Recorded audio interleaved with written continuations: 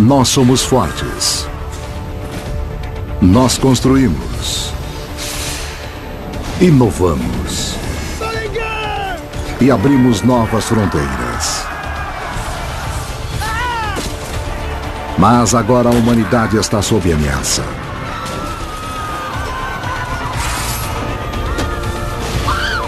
Forças do caos foram liberadas.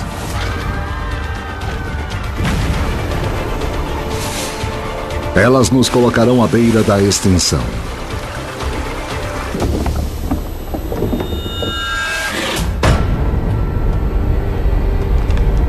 Em meio ao caos de um planeta implacável, muitas espécies vão se extinguir, mas para uma, todas as peças vão se encaixar. E uma série de chaves vão abrir o caminho para a humanidade triunfar. Essa é a nossa história. A história de todos nós.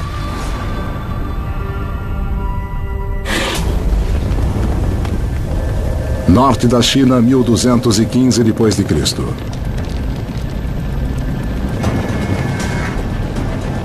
Os mongóis estão chegando. 50.000 guerreiros. O maior exército de cavalaria do mundo. Seu líder, Gengis Khan. Um dos comandantes mais sanguinários da história humana. Seu alvo, Chungchu. Hoje Pequim, a capital da China. As cidades são importantes na história da humanidade. São centros de poder, aprendizado e riqueza. Eles precisam se proteger. Chungchu tem 30 quilômetros de muralhas com 12 metros de altura. Mesmo assim, está vulnerável ao ataque.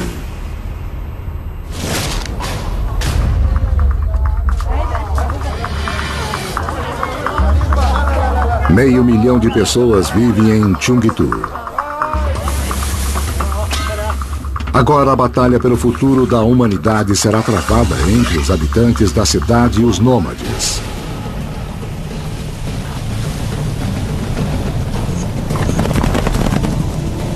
Gengis Khan, filho de um chefe tribal. Seu pai foi morto. Ele foi mandado para o exílio. Se você sobrevivesse a uma infância como a de Gengis Khan, você iria ter um peso sobre seu ombro. Você iria querer provar para todo mundo que eles estavam errados. Você iria querer provar que você sabia o que estava fazendo. Você iria querer provar que você era a criatura mais malvada de todas. Ele escapou de seus captores e lutou para chegar ao topo. Uniu os mongóis. E começou uma campanha de conquista que iria mudar o mundo. A chave do seu sucesso. O cavalo. Domesticado 5.000 anos antes na Ásia Central. Os cavalos expandiram as fronteiras da humanidade.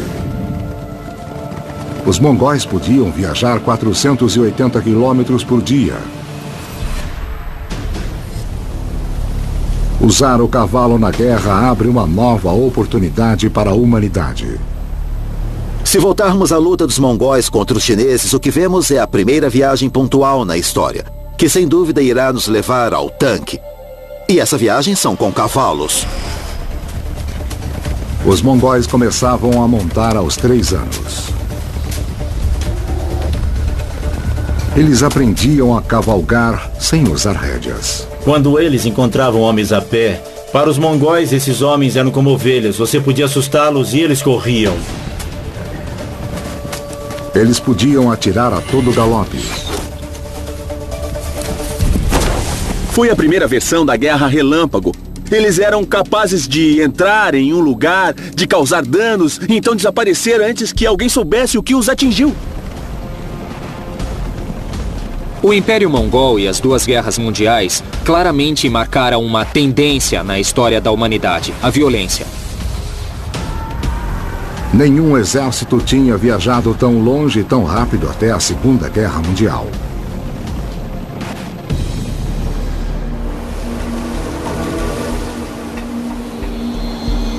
As mudanças climáticas foram uma das chaves da história humana. E levou os mongóis a mudarem o mundo.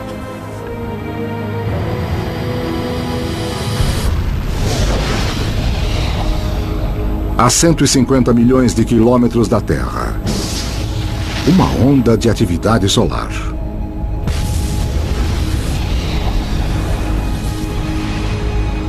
Explosões radioativas atingem o planeta. É o começo de 3 séculos de aquecimento global. A mudança climática é um dos grandes problemas ambientais, mas é um entre muitos, porém é mais perceptível para todos nós. Na Mongólia, a seca transforma pastos em deserto. Para sobreviver, os mongóis vão para o sul em direção à China, o maior poder da Ásia, lar das maiores cidades do mundo. A China é o grande prêmio. Se você puder conquistar a China, você vai conquistar uma terra de suprimentos infinitos. Grãos, seda, chá. A China é o prêmio mais rico que os mongóis poderiam obter. A China é, ao mesmo tempo e em tempos diferentes, várias coisas. Ao falarmos da China, ela não é mais o que a gente achava. Ao se aproximar de Cheongju, Gengis Khan dá um ultimato.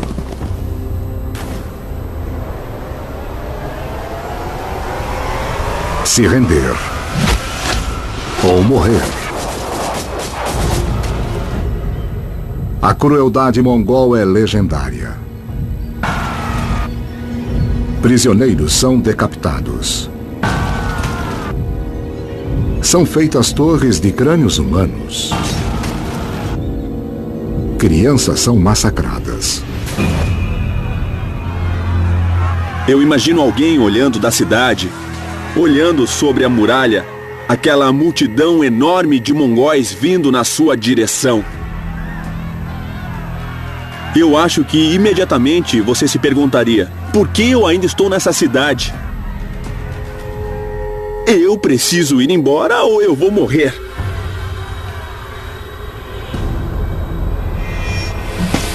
Gengis Khan estuprou tantas mulheres que hoje cerca de 1 entre 200 carregam os seus genes. A maior felicidade é ter em seu peito as mulheres e filhas dos seus inimigos. Foi dito que 60 mil mulheres preferiram se suicidar a serem estupradas pelos mongóis.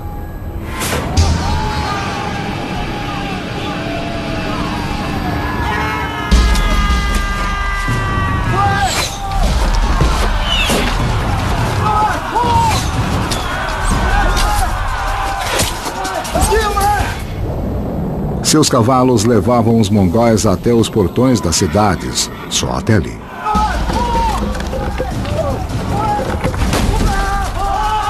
Para tomar a cidade, eles usaram engenheiros chineses. Eles os forçaram a construírem arias. Prisioneiros de guerra atacando sua própria cidade. Para se defender, os soldados de Cheongju precisavam matar seu próprio povo.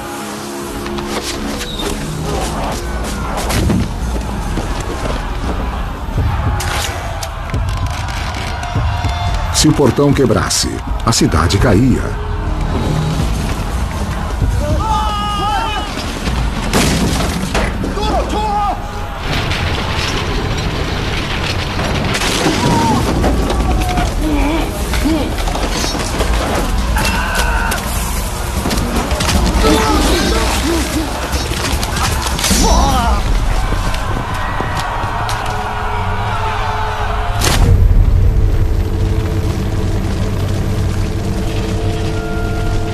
Os mongóis invadem Cheongju e massacram mais de 100 mil pessoas.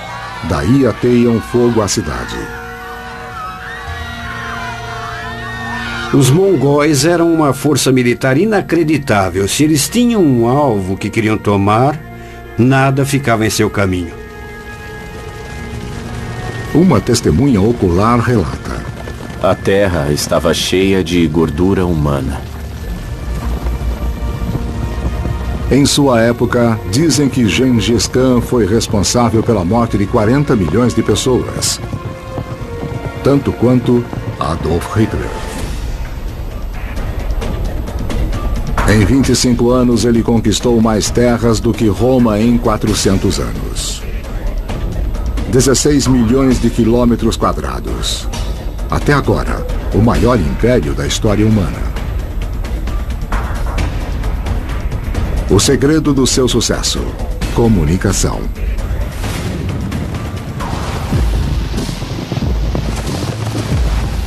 "600 anos antes do Pony Express, os mongóis podiam enviar mensagens a cavalo. Através de uma área 2 vezes maior que os Estados Unidos.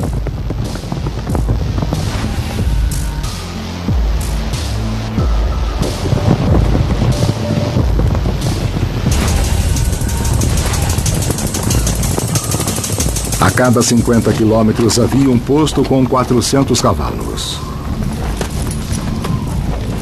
Mensageiros do governo carregando um medalhão oficial podiam receber comida e montaria.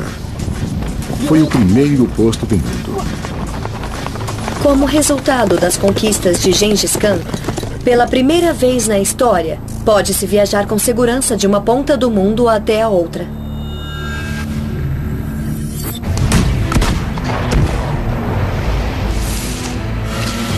Papel, escrita e pólvora vão do Oriente para o Ocidente. E são a chave do futuro da humanidade. Mas, ao mesmo tempo, o matador está à solta, que irá exterminar metade da população da Europa. A humanidade irá travar sua maior batalha com seu maior inimigo: a doença. Issyk-Kul, um posto de comércio, a meio caminho entre a Europa e a Ásia. Gengis Khan está morto há mais de um século, mas seu império continua. Em suas rotas de comércio, um viajante novo e letal: a bactéria. Por 13,5 bilhões de anos, cada canto da Terra esteve coberto por esses micro-organismos. Nosso corpo contém mais células de bactérias do que células humanas. Quando um micro-organismo entra de novo na espécie, é muito mais agressivo do que com o passar dos milênios. O micro-organismo não está interessado em matar a pessoa. Ele quer viver, se reproduzir e ser transmitido. Em Issyk-Kul começa uma pandemia.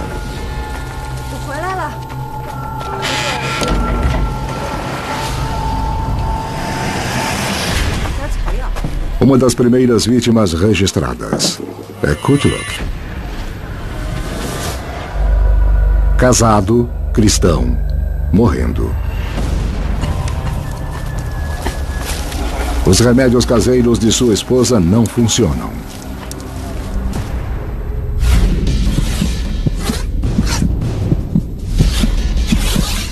A bactéria corre pela corrente circulatória de Kutluk.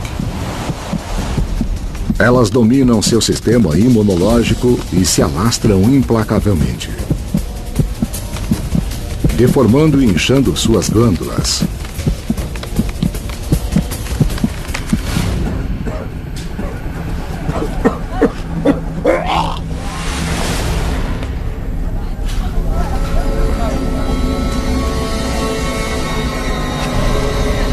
A pele tem feridas cheias de pus. Os bulbos. A peste bubônica, que passa de um para outro por um transportador quase invisível. A pulga. Seu alimento é o sangue. Quando ela pica, libera a bactéria da peste na corrente circulatória.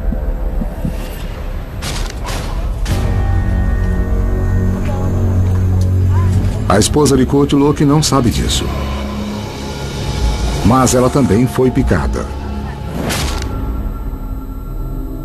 Em alguns dias, os dois estarão mortos. Em 1337, 4 pessoas morreram em Issyk-Kul. 2 anos depois, eram 100 mortos. Mas isso era só o começo. Uma vez que se espalharam, a infecção não parava. A melhoria nos transportes tornava a doença quase impossível de controlar. As pulgas que carregavam a peste tinham carona de um de seus companheiros mais próximos, o rato negro. Nativo da Ásia, eles se espalharam pela Europa com os romanos. Um casal de ratos pode ter 2.000 filhotes por ano. E cada rato pode carregar 8 pulgas infectadas pela peste.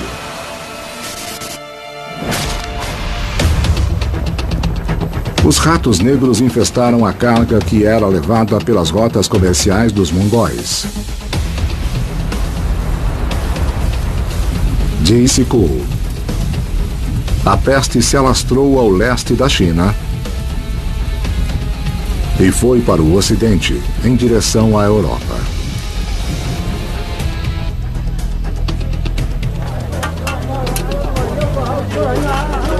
Cafa, no Mar Negro. Um porto próspero, na divisa do Oriente com o Ocidente, controlado pelos mercadores italianos.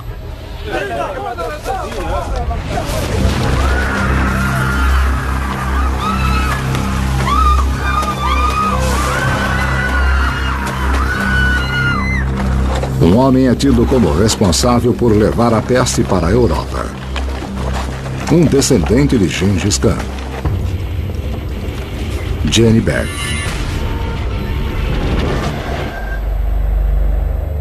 Ele assassinou o próprio irmão para ter o poder. Agora ele quer expandir o Império Mongol ao oeste. Cafa está em seu caminho. Mas ele tem uma arma nova terrível. A peste mata seus soldados mais rápido do que podem ser substituídos. Mas isso dá uma ideia, Jenny Bag.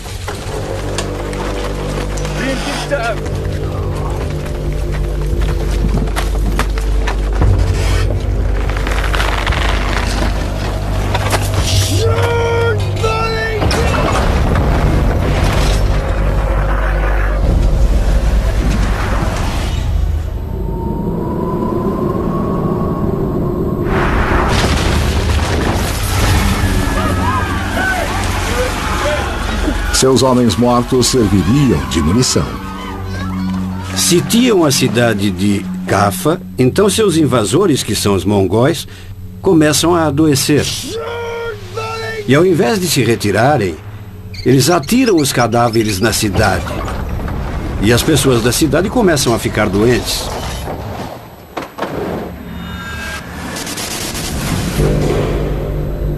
Armas biológicas são tão letais que elas foram banidas em 165 países, incluindo Rússia e Estados Unidos. Mas ainda restaram armas biológicas suficientes para acabar com a humanidade imediatamente.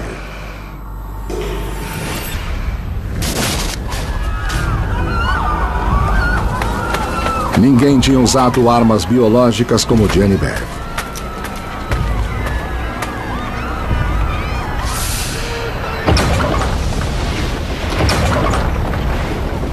Um cronista escreveu: O que parecia ser uma montanha de mortos foi jogada na cidade. Os corpos apodrecendo infectavam o ar. O mau cheiro era insuportável.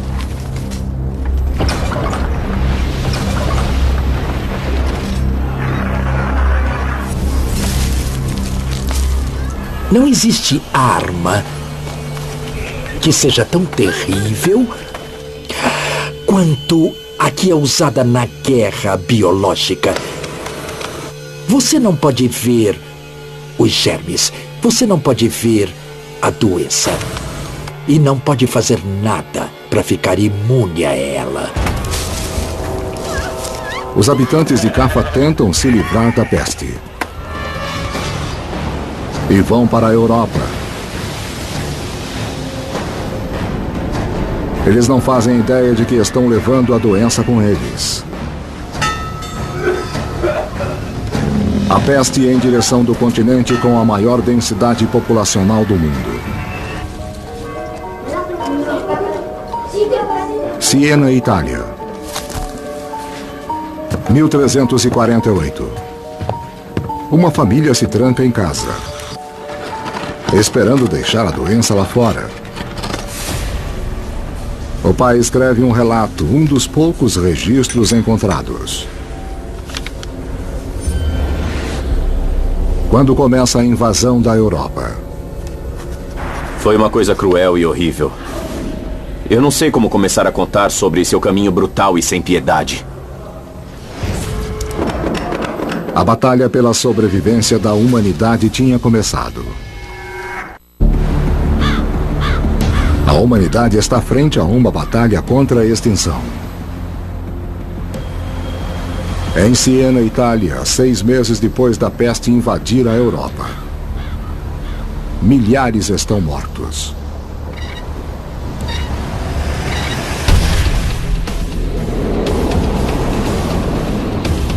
Agnolo de Tura.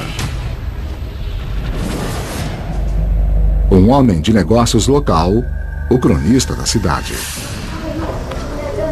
Confina sua família dentro de casa.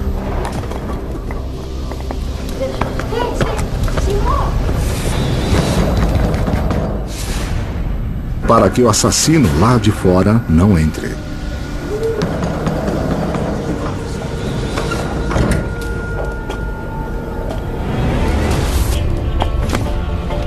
Agnolo usa fogo e fumaça para afastar a peste. Ninguém suspeita que ela é levada por ratos.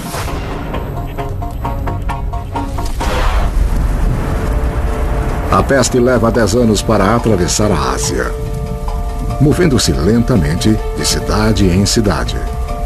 Mas a Europa é o lugar perfeito para sua proliferação. Centenas de cidades, 80 milhões de pessoas vivendo próximas. Essas cidades tinham todas as condições de sustentar a peste, a sujeira e a imundície. Os roedores eram considerados como parte normal da vida nesse momento e ninguém achava que esses roedores e suas pulgas pudessem ser um problema em potencial. Daí você tinha um grande número de pessoas, todas juntas nessas pequenas moradias, e era o tipo de situação que você ia querer se estivesse tentando causar uma epidemia de peste. Os homens dominaram as vacas, mas as minúsculas bactérias, pequenininhas, elas dominaram os homens.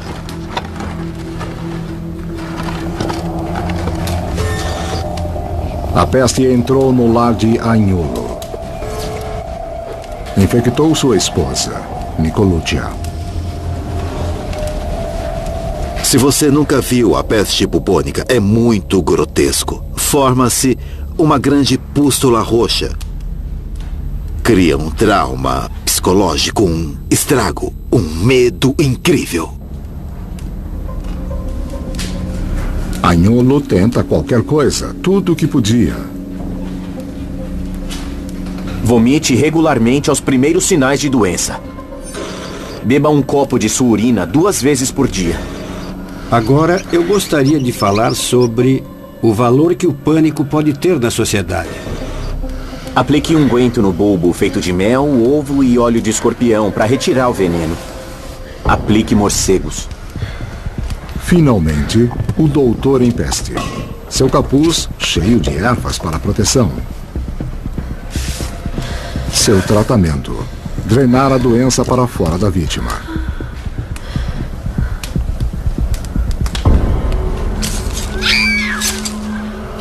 Os médicos tentaram qualquer medida desesperada. Sangria foi tentada, sanguessugas foram usadas, mas nada dava certo. A melhor coisa que o médico poderia fazer era ficar longe dos pacientes. Inadvertidamente estavam levando a bactéria de um paciente para outro. Nesse meio tempo, a bactéria da peste sofria mutação, encontrando novos meios de se reproduzir e se alastrar. Elas não precisavam mais serem carregadas pelas pulgas.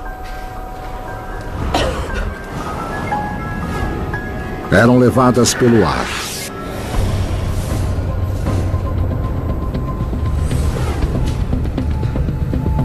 A peste levada pelo ar é diferente porque agora ela pode ser transmitida de um ser humano para outro. Calcula-se que a peste bubônica deve ter matado cerca de 100 milhões de pessoas. Imagine o que eram 100 milhões de pessoas.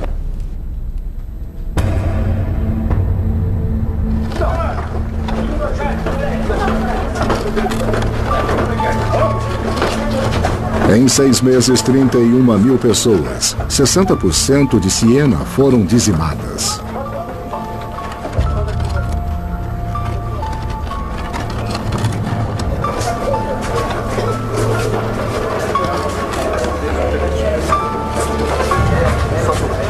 Eu, Agnolo de Tura, enterrei meus filhos com minhas próprias mãos. Não tinha ninguém para chorar suas mortes, porque todos esperavam sua própria morte.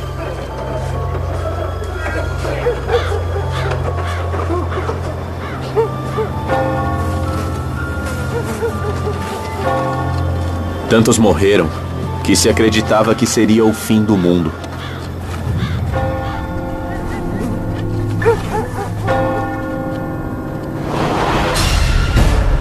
A verdade é que nossa espécie é um dos organismos mais vulneráveis que existem. É só deixarmos de lado tudo que tem a ver com a tecnologia, incluindo tirar nossas roupas, e veremos como passamos uma noite ao relento. Mesmo aqui na cidade do México, por exemplo. Ao fim dessa noite vamos nos sentir muito mal, e ao final de uma semana, muitas pessoas provavelmente ficarão doentes e vão morrer. Agora o desastre testará a fé da humanidade. Avignon, França. Lar do Papa Clemente VI. Um dos homens mais poderosos do mundo. Controlou grandes exércitos e uma enorme riqueza. Quando a peste chega a Avignon, as pessoas esperam que o Papa venha em sua salvação, que peça, que fale com Deus para deter a peste. Mas Clemente VI não pode deter a praga. Ela devasta Avignon, matando 1.300 pessoas em um único dia. O Papa Clemente VI compra um campo e enterra 11 mil pessoas. Mas não é suficiente. Ele tenta uma solução radical. Ele consagra o rio Ródano como um cemitério flutuante.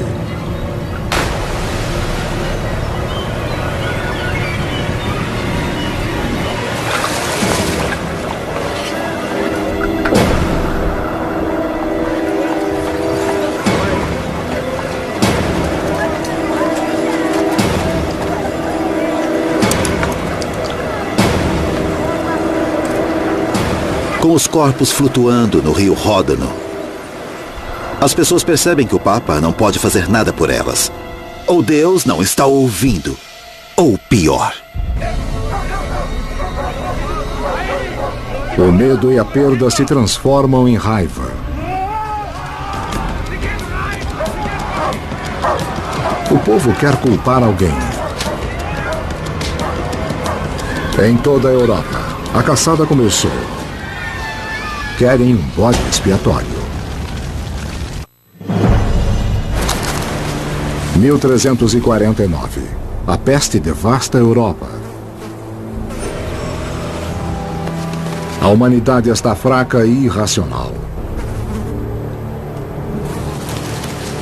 Está buscando alguém a quem culpar.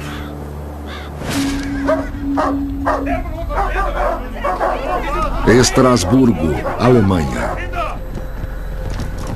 A peste ainda não chegou aqui. Ainda. Mas os boatos se alastram mais rápido do que a própria doença. Uma conspiração diabólica.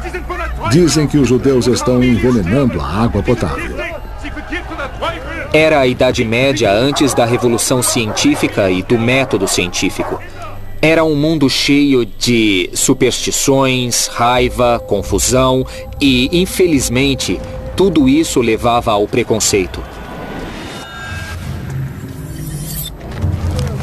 Desde o século VI a.C., quando sua terra natal foi conquistada, o povo judeu criou várias comunidades por todo o planeta.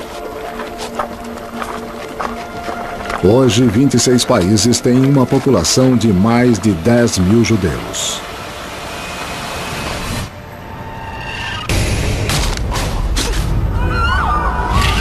Quando o medo atinge a humanidade, as minorias tornam-se alvo.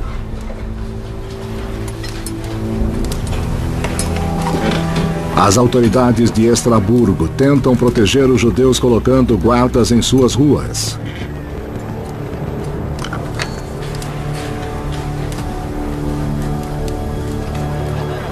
Mas o isolamento leva ao desprezo.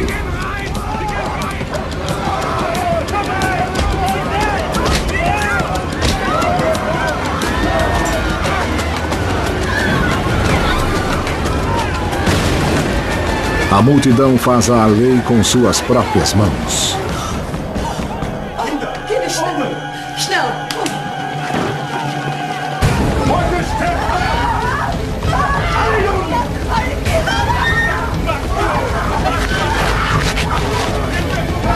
14 de fevereiro, o dia do massacre de São Valentim.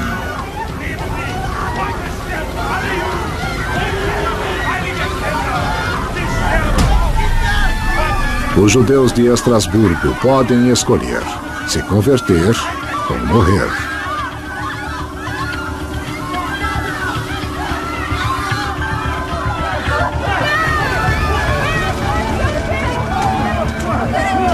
Mil judeus são enterrados vivos. Mas o massacre não vai salvar a cidade. 5 meses depois, a peste chega, fazendo mais 16 mil vítimas. Em toda a Europa, grandes cidades estão desertas. Uma testemunha ocular relata: as lojas foram fechadas. Há poucas pessoas. Um grande silêncio está presente em todo lugar. Considere o que fomos e no que nos tornamos. Éramos uma multidão. Agora estamos sozinhos. A humanidade impotente se rendeu a uma pequena bactéria. Na Ásia e na Europa, a peste matou mais de 50 milhões de pessoas em 15 anos. Mas o isolamento pode nos proteger.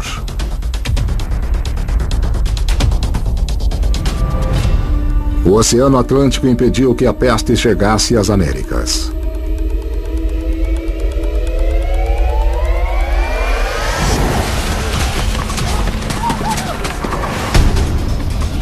Geralmente, o futuro da humanidade está nas mãos de líderes visionários. 200 anos depois de Gengis Khan, aparece um jovem guerreiro inca, Pachacuti. Pacha, terra. Kutek, dar a volta, transformar-se. Corajoso, dinâmico, inspirado.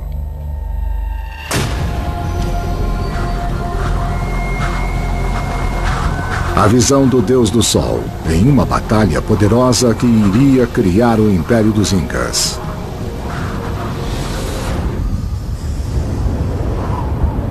As Américas são o lar de 90 bilhões de pessoas, vivendo em total isolamento do resto da humanidade.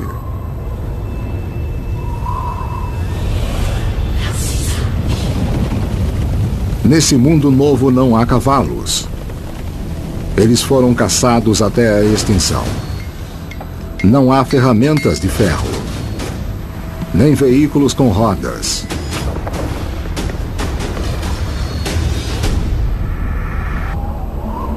Mas o segredo da vida nos Andes está na agricultura em alta altitude. Era um povo, uma sociedade montanhesa. Se quisessem ter terra disponível para cultivar, tinham que construir plataformas nas montanhas inclinadas. E quando você viaja pelos Andes hoje, você vê os restos dessas plataformas. Milhares de metros acima do nível do mar, eles tinham plantações, totalmente desconhecidas pelo resto do mundo. Batata, tomate e milho. 60 anos depois, os espanhóis iriam levar esses alimentos para a Europa.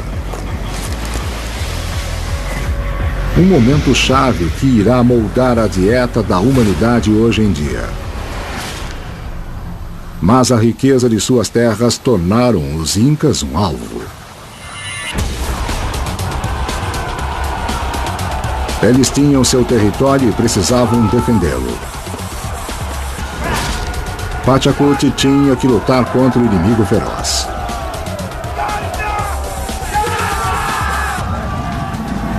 Liderado por um rei morto.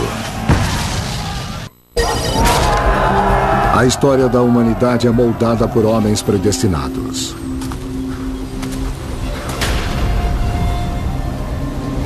Pachacuti, líder dos Incas. Seu inimigo, os Chancas. Guerreiros com sede de sangue, eles usavam os ossos de seus inimigos como troféus. Seu objetivo, esmagar Pachacuti. E subjugar a capital Inca, Cusco. Cusco Vica estava liderando os Chancas na batalha.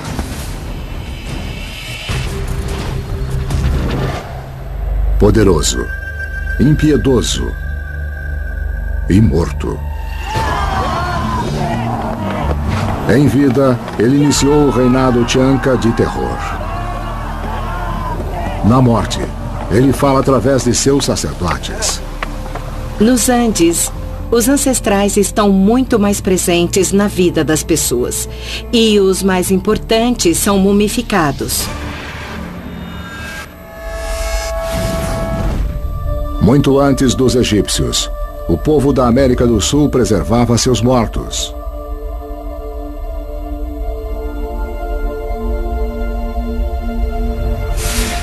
Crianças, adultos, famílias inteiras. As múmias mais antigas sobreviveram 7.000 anos. Com Cusco Vica liderando-os, os guerreiros Chancas se sentiam invencíveis. Eles estavam em número maior que os Incas. Não levavam prisioneiros, mas Pachacuti tinha um plano. O objetivo era capturar o corpo mumificado do seu inimigo. Se sobrepujassem Cusco Vica, a vitória seria deles. Ele acredita em algo mais poderoso do que Cusco Vica.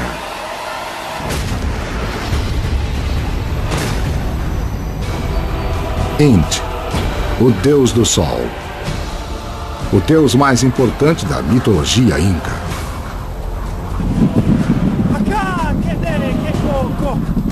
Na noite anterior à batalha, Int aparece a Pachacuti em um sonho e promete a ele uma vitória gloriosa.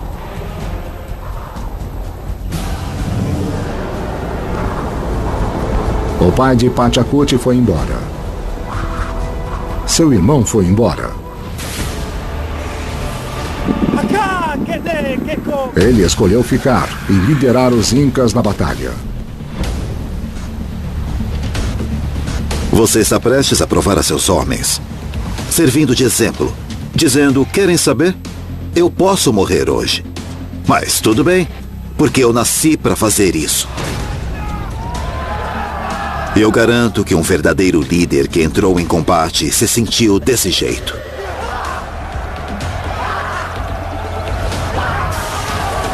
Pachacute provoca os Chancas, alimentando sua ira.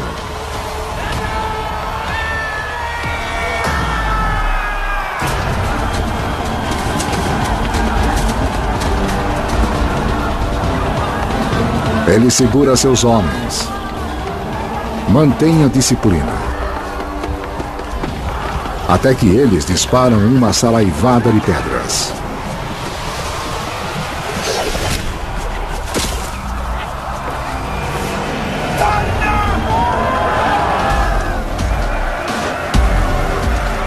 Pachacute se movimenta. Quando os Chancas estavam sitiando Cusco, grande parte dos líderes havia fugido. Pachacute assume o papel de defender a cidade. A lenda inca lembra sua coragem. O jovem príncipe se atirou sobre o inimigo. Ele era tão ágil e tão rápido que aterrorizou a escolta.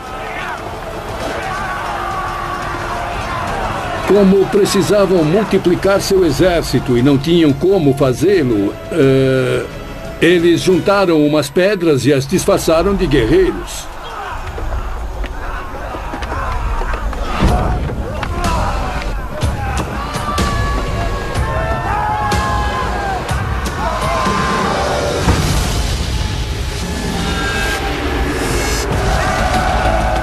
Os Chancas, vencidos. Pachacute irá criar o maior império jamais visto nas Américas. Embora fossem sociedades militares expansionistas, o sistema armado é diferente de uma ordem imperial. E vou chamar com o nome que eles lhe davam, Tawantinsuyo, que quer dizer os 4 lados do mundo. Nos dias modernos, Chile, Bolívia e Peru se uniram sob a norma inca. E uniram seu território. Uma rede de trilhas que se estende por 40 mil quilômetros sobre um dos terrenos mais acidentados da Terra.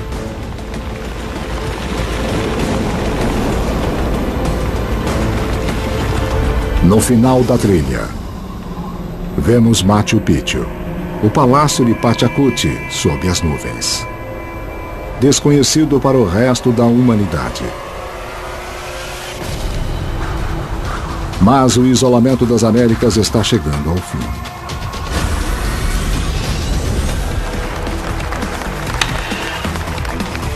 Na Europa, os sobreviventes da peste vão reconstruir tudo, iniciando uma nova era de conquistas e exploração,